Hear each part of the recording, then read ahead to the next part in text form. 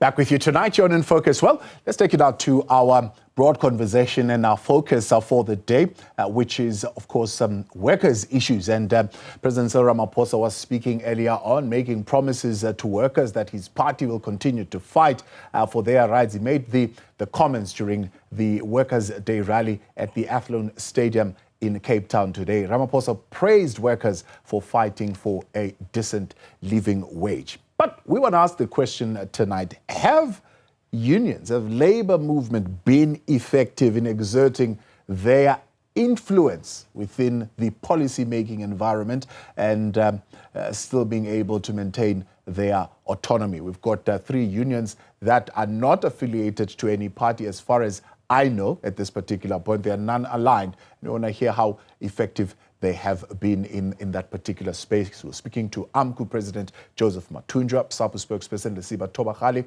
and Fedusa's General Secretary Ashley Benjamin. Good to have you all, and thank you very much for coming on this evening and being part of this panel conversation. Dr. Mathunjwa, let me begin with you, because I'm sure you would have the experience of all the various phases of the political relationship between trade unions and the actions of trade unions and its impact on the national liberation. Phase 1 would have been an understanding that labor movements and political parties have a common struggle. At that particular point would be a colonial regime that would have been unfriendly not only to workers but to society in general. Did that level of relationship yield the necessary results? Yes, before 1994, indeed, with all this dispensation that we achieved, the labor laws, your basic conditions of employment, and also your Mine Health and Safety Act, your Labor Relations Act, and so many other laws that we have achieved. But then after then, those laws, they are becoming redundant. They are no longer responsive to the current global economic challenges that are facing the world. So hence, they need to be looked at. Many of them need to be amended. But as moving forward, yes, indeed, we need to reset South Africa, of which the trade unions, under the circumstances, the challenges that we are facing are more politically than of the workplace politics. Yeah. So politicians have got more power to the workplace than the normal employer. So they are easily influenced. So hence, you find it very, the limitation of the government participating even to those that are aligned to the political parties. They don't have any influence, but the politicians have got more power at the workplace. Like, for instance, Anglo-American Platinum is retrenching over 4,000 workers. Sibanye Stillwater is retrenching 4,000 workers. Seriti is retrenching over 1,000 workers. The list is endless, but you'll never hear the government saying anything about those retrenchment. So for now, moving on, the union are on its own. Ashley, are union rights fully protected? And how do you balance that role of aiding the national development and still being able to have that degree of representation for those who have interest in the jobs, the rank and file? Okay, good evening to you and good evening to the viewers. Look, I agree with Comrade Mathunjwa that we can't deny that there has been a lot of changes made over a number of years since the dawn of democracy, labor laws that benefited workers. But from time to time, these laws become outdated. And we must also acknowledge that this government has done a lot to improve laws that to protect workers. But as Comrade Mathunjwa said, we find ourselves in a situation in South Africa where capital has become very powerful, and the struggle becomes more difficult for workers. And currently, I think some of the the laws in our country make it very difficult for workers, like Section 189A of the Labour Relations Act, that employers must just consult merely and then have the right to retrench. So therein lies the challenges that we need to address to ensure that it must not make it easy for employers just to retrench, because nowadays employers can retrench to make more profit. I mean, it's their right, and the laws has confirmed that therein lies the challenges for workers and trade unions. And I think working together as well is very important, as Comrade Mathunjwa said. We need to work closer as organized labor in South Africa, regardless of political affiliation, to intensify the struggles of workers in this country. But while you're there, because of the phase 2 of this relationship where you've got some state-led projects, right, we ended up with the kind of labor laws that we have. But what do you make in an instance where you are, even in South Africa right now, there's an appeal, for example, from a government for unions to play a role in aiding national development, while your interest is the representation of those who are workers? I think the challenge is, look, from our side, we believe in social dialogue. There is platforms created in South Africa like NEDLEG.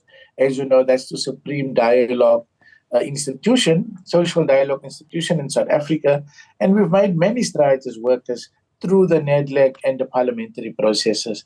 So when government talk about aiding government, I think our view as Fedusa is very clear. We work with the government of the day. We are politically non-aligned. We work with the government of the day as long as the government shows commitment towards benefiting workers and treating workers and respecting their rights and improving their conditions. That is our philosophy. Yeah. Lesiba, I mean, while all of you represented here have got great capacity to mobilize and get national attention because of strategic positions that you hold in the economy, Mathunjwa with the mining, yourself with the police, Fedusa in the transport area as well. So those are key sectors of society that when you speak, you're able to shake the country and get people to listen, right? So you've got some degree of political influence, but you fail to have parliamentary representation, and therefore you're having no effect in terms of policy formulation. How does that help you as a union? From our side, thank you. Greetings to yourself, Butabo, your viewers at home, and my fellow panel members. And from our side, Butabo, we don't believe that we need to be represented in Parliament in order for the Labour Relations Act or the Basic Conditions of Employment Act or any other legislation that clearly governs the working conditions of our members, for those working conditions to be clearly adhered to and every piece of legislation to be adhered to. Because remember, since the establishment or the introduction of the Labour Relations Act or any other labor laws that has been introduced, we depend on them. But unfortunately, the reality is now employers don't have respect for the Labour Relations Act or for any other piece of legislation. That we can clearly see with the retrenchments that we are seeing. And as far as the law, it gives them, any way as well to say they can apply Section 189 and retrench workers and they can do this and that. In most cases, we find ourselves seated in arbitrations. We're seated at CCMA. We are seated going to the labor court, clearly because the employer did not comply with what they were supposed to comply with in terms of legislation. And we believe that to be alive as a trade union is quite important, and also the issue of collaboration. Now, with the trends that we are seeing coming from employers, it is about time where the trade unions need to unite. They need to collaborate. I will clearly agree with Ashley with what he said, that we need to collaborate, because if we are then working in silos, then the employers will continue to be making sure that they are taking advantage of our workers. They will continue to make sure that the workers continues to suffer. And you have seen in the public service that for a number of years, there hasn't clearly been a substantive salary increase. All we've been seeing, there's been peanuts that were placed in front of the workers. And as we know that the economy continues to have issues around it, continues to improve. But at the end of the day, the wages, they continue to go down. So we need to really collaborate as trade unions. We don't necessarily need representation in parliament, but it also goes to those who are in leadership as well when it comes to the portfolios, like the ministerial portfolios and so on. Those who are heading departments, like we've used an example in the police, that we need a minister who will clearly make sure that they are fighting for the interests of the workers within the South African police services, as we know the challenges that are there, that are quite numerous within the safety and security sector. Yeah. Dr. Mathunjwa, by way of comparative to what you are proposing and to what is currently in place, right? A study was done recently to look at the various possibilities of models that could be followed. Initially, you have a traditional client model where unions are almost like client to the state. They don't really have autonomy. And you have a situation where unions are completely divorced from the state. That in itself has got its own implication if you look at what's happening in Zimbabwe. And you have a situation in South Africa where we are maintaining a situation where there is an unhappy marriage, an uneasy alliance between some of the unions and some of the members of the state. What is the nature of that alliance that you look at today and you say, this is why this union is opting for a political party type engagement instead of going at it by itself? And what you have now chosen to do the divorce completely, where you are now going to be a party that is going to be in opposition, literally, or on the parliamentary seats if you get your way via the elections. Referring to the new Labour Party that we formed. Yes, indeed. Yes, indeed. I mean, in this parliament, firstly, we don't have the voice for the workers. All those who are there, they represent neoliberalism. I mean, there is no voice from the left. So hence, I said in my opening, it is difficult now to deal with the employers because the very same labor laws are no longer responsive to the challenges that we are facing. So I think maybe at the end of this interview, the comrade will talk behind the curtains to see how they join the Labour Party, because it's for every union. So we indefinitely, Section 189, it undermines the rights of the workers. Section 197, I call it a modern slave trade, whereby they can sign and tomorrow you belong to a certain company without consultation or whatsoever. So therefore, indeed, we need a voice from the left. I kept on saying and openly not undermining the South African Communist Party. If the SACP was a true vanguard of the working class, not aligned with the ruling party, maybe it wouldn't be where we are. So the circumstances on the ground, it does need, you can't change any legislation if you are the trade union. And even with the NETLEC itself, with all due respect, NETLEC is toothless. All these things that are happening in this country, they pass it through NETLEC.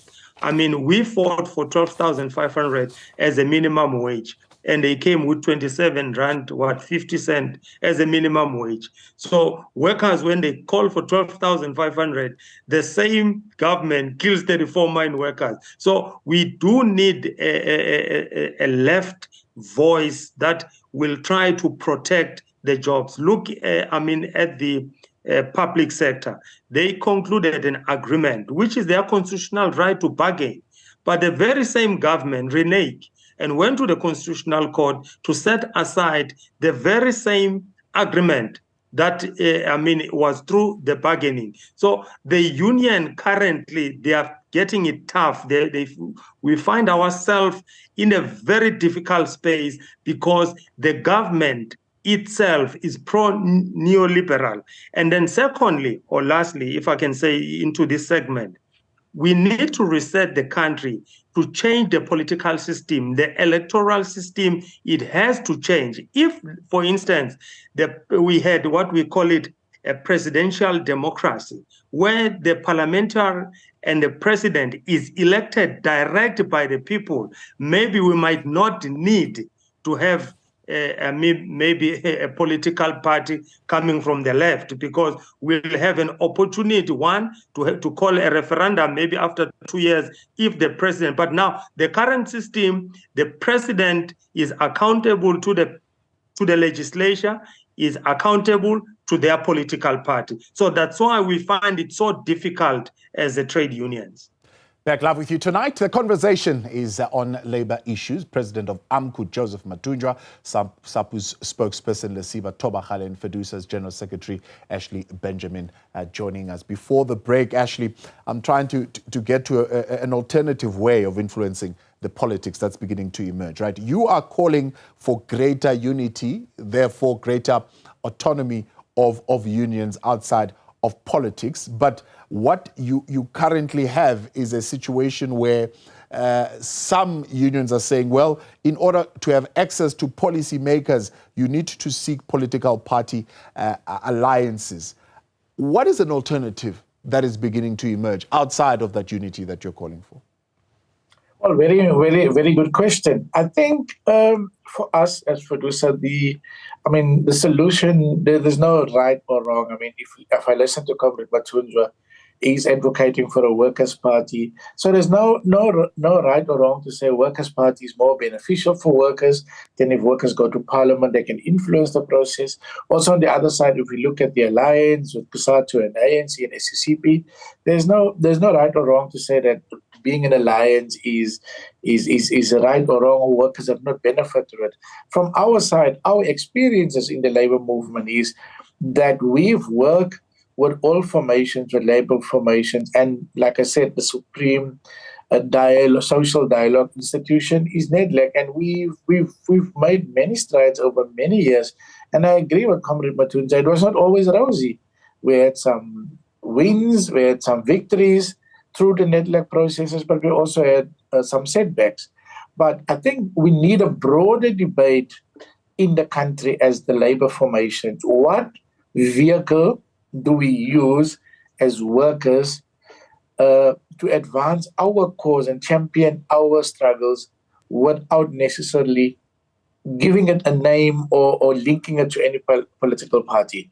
I think we've also learned from lessons where some internationally about trade unions forming political parties in Poland in particular, and we've seen what happened to those when they're in parliament, when they empower, how they change against workers in it. So yeah, I think we are in a unique situation in South Africa especially, and we become so fragmented as well. So we need come together of the minds of the federations and independent unions and federations, sort of a CODESA amongst organized labor, and start to have frank and serious discussions of how do we as labor formations, take up these challenges that workers, and it's right. I mean, the trade union movement has been weakened over a number of years for various reasons. So we need to find that space that we can frankly talk to each other. And sometimes we talk at the wrong time.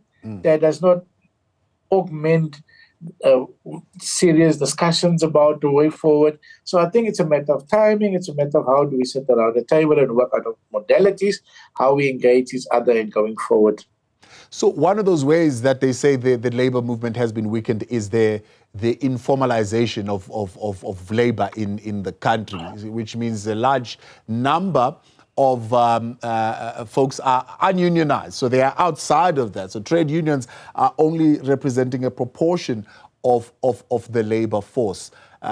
Hence, it makes it, I suppose, difficult for labor movements to have as much force and pull when it comes to the parliamentary processes to garner enough seats as political parties would do.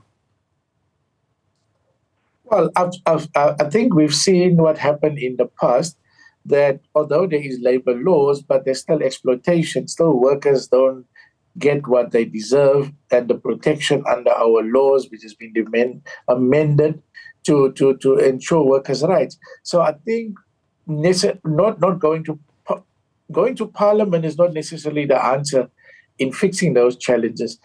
We need to find those the right ways to deal with workers' challenge. But we agree that the labor density in the labor movement in South Africa has decreased over a number of years for various reasons that you mentioned, like precarious working conditions, casualization.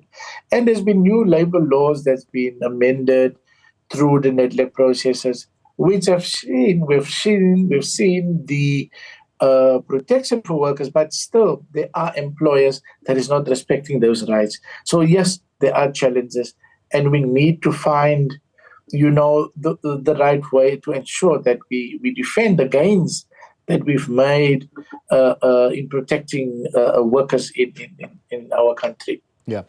Lesiba, developing autonomy, right, has got to do with developing a social agenda outside and beyond your own internal political struggles in the party. We want this for police, we want special units, we want that, and we want that, in order for you to get greater support. And if Sapu is not having that social agenda, it seems it becomes difficult for it to grow just beyond the space where they are. Gustavo, as we speak of today, we have since started a collaboration that was publicly seen, where we collaborated with a trade union like NUMSA, where we were celebrating the May Day together in Durban, and there are other collaboration that we have been doing. I mean, we have been to Brazil for the rest of April, where a delegation was sent there to really go and learn even more, because of we have since embarked on collaboration. So we are not just on our own. That is why we are saying that collaboration is quite more important. But the tactic that the employers are using, they are using the divide and rule. And that is clearly being seen in the public service, clearly, when it comes to the conclusion of agreements, because then if a specific trade union, then they happen to be aligned to a specific political party, then it becomes easier for politicians to dictate certain things to them. And now it comes up to see what is the sole existence of trade unions is clearly to care about the interests of the workers. And the interests of the workers, it will go about the working conditions. It will go clearly about the issues of the conditions of service as well, salaries, and even other benefits. So when we look at what is really at the gist of the main existence of trade unions, clearly, if we go back to that, it will really show us that then we'll have to fight for what is best, what is the best interest of the workers. And by so doing, that we can only be able to achieve it broadly if all the trade unions now, we are all focusing on what are the issues of the workers. Even though maybe we may be having like our collaboration with NUMSA, they are in the metal industry. Ourselves, we are in the safety and security sector. And through that collaboration, because at the end of the day, we are collaborating on issues of the workers. So the divide and rule, that is what we need to fight against, and say that no matter what you are standing for as a trade union, no matter what is it that, your political affiliation, but when it comes to the issues of the workers, let us all have one mind and say that these are the best interests of the workers. What are the things that we can clearly do to make sure that we are fighting for what is best for the workers? And by so doing, then government or even employers would not find it so easy for them to come and break, any collaboration that we will be having or any unity that we are having. Yeah. So it is not like us as Sapu not falling under any federation or not being aligned to any political party as if we are in the court. No, we are not in the court, and we are just saying, even the panel members who are with us here, to say that we want to reiterate the issue of collaboration. We are prepared to collaborate with anyone as long as we are fighting for the best interests of the workers. That Mathunjwa, it seems labor movements are suffering the same fate as political parties, where you are seeing a plurality of unions, or what Ashley calls fragmentation. Now, in the world of parties wanting to go to parliament, they say, no, it's a good thing. You must have a plurality of voices. Are you saying when it comes to labor issues, it's not necessarily a good thing? When it comes to labor movements, to have fragmentation, to have a plurality of unions? somehow it does not work, because the power itself, you don't have a real power if we are fragmented. But above that, what is our current challenges as we face as the labor movement? One, casualization of jobs, retrenchment, and you cannot keep on going on strike. Even the law or the labor laws, they do allow you. I mean, like for instance, to get the workers, in particular in the mining, platinum, gold, where they are, it had to take us 4-month strike, 5-month strike. But if the laws of the country or the systems that is not a neoliberal system will have laws that regulate and are applicable. But currently what we are seeing, that's why there's this fragmentation of the trade unions amongst us, because we are no longer responsive. And if no matter you can go on strike, the labor relations will say, okay, you've got a lockout there, the company can lock you out, can bring the escape labor in. Then it defeats the whole purpose. So I still believe that we as trade unions, as labor movement, we need to have a voice in the parliament. Currently, because the current system, it only favors the white monopoly capital. It's a neoliberal economic policies of which you cannot fight as a trade union alone. So hence we are saying we need to have a left voice that will protect the rights of the workers and also for job creation. The companies currently, what they do, they mothball the shaft or the workplace, say they are not making super profit, and you can't do anything. So we've been calling to the government to say, government, if any mine is mothballed, take the license back and give it to Mr. Mkhize or Mr. Mkwena to continue, because those people are not for for super profit. Why should we, trade union members, suffer unemployment self-inflicted by the white monopoly capital of which they are seeking for super profit? Instead, because the government is a custodian, is a regulator, take the license, give it to other people who can work. Why should we be sabotaged by foreign directives in the expense of the livelihoods of the South Africans? Yeah. So the fragmentation, that is what's caused, because others will say, let's form a union, maybe they will work better than the previous union, only to find it cannot. Hence, I'm saying even today, if it wasn't Amcu who took a 5-month strike, those workers today will be earning about 7,000 in 2024. But go to the platinum, our 5-month strike, today the workers' basic salary is not less than 15,000 rand. So imagine if those workers were still belonging to the previous trade union where they were using a CPI, as an increment, those workers will be languishing, at about 6,000, 7,000. So we need a voice that will protect and also protect the rights of the workers within the legislation. Is that voice a voice that is going to ignore market regulation? What is going to be a relationship of that voice to market regulation?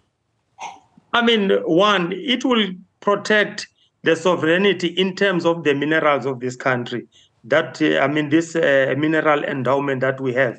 We need to change the issue of exporting the jobs through raw material. We need to put a quota system where we will say 60% you can export, but 40% must remain for industrialization and beneficiation. There are so many opportunities. And again, this free market of some sort that we're gonna import each and everything that we wear. We eat what we don't manufacture. We wear what we are, we are not manufacturing. Everything that we use here in South Africa, 99% all are imports.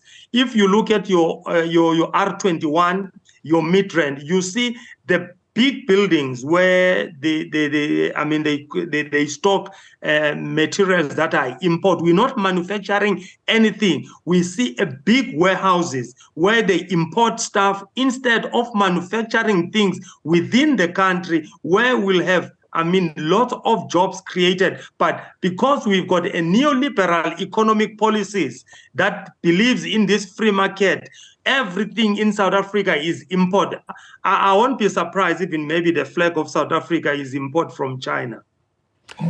Ashley, let's bring you in here as we wrap up. I mean, listening to Mathunjwa, I'm thinking, if there is this alliance that is in an unhappy marriage, pushing these neoliberal policies, what is preventing those who are on the left from coming up with an alternative alliance that will also be in opposition? Yeah, let me first start with the discussion about forming political parties and workers contesting political power. Now, I'm not saying what Amcu has done to register a political party and contesting elections is wrong or right. All I'm saying is that we've been there in the past. There's not the first time where unions have tried to contest power. It happened in the previous elections, 2019, and the election before. And clearly workers have rejected that political party or workers' party. So we need to analyze then why have workers rejected a workers' party or a party aligned to trade unions. And therein lies the broader discussion, as what Comrade Mathunjwa said. He raised a number of pertinent issues that, yes, we must confront. The issue of beneficiation is 100% correct. We cannot become or stay a nation of mining minerals and exporting rocks, as we call it. We cannot export rocks forever. We need to beneficiate so that we can make those products in South Africa and then export it as products with value, high-end value that can create a lot of jobs and economic development in the country. So the question is, do we need that through the ballot box by forming a workers' party or individual workers' parties? What is the best solutions for workers in this country going forward? Unity, getting their voice heard in parliament, changing the political or the economic direction of government is taking. That requires a serious debate, and unfortunately it won't happen overnight. But I think we have the comfort to say that we have been collaborating in the past on a number of issues as the labor movement, regardless of our affiliation or non-affiliation. So I think we should continue the dialogue as labor, as organized labor in South Africa, and see how we best can structure ourselves so that we can adequately defend the gains and also the losses that we have experienced with job losses and other challenges as workers in South Africa. Lesiba, as we wrap up, what do you see as the role that will be played by trade unions going forward in a modern economy? Butabo, Karl Marx said, as I quote, he said that workers of the world must unite. You've got nothing to lose but your chains. We believe, and we still reiterate the same point, that the workers of the world, they need to unite. It is the role of us as trade unions to make sure that the workers of the world unite, starting from our country as well, before we go internationally, to make sure that even those workers that are not unionized, because the moment we have them unionized, then we are able to even grow our muscle. We are able to have influence over our workers. But also, it is also important to also remember that each and every worker has their own right to, to exercise their own political freedom anyhow that they wish to do so.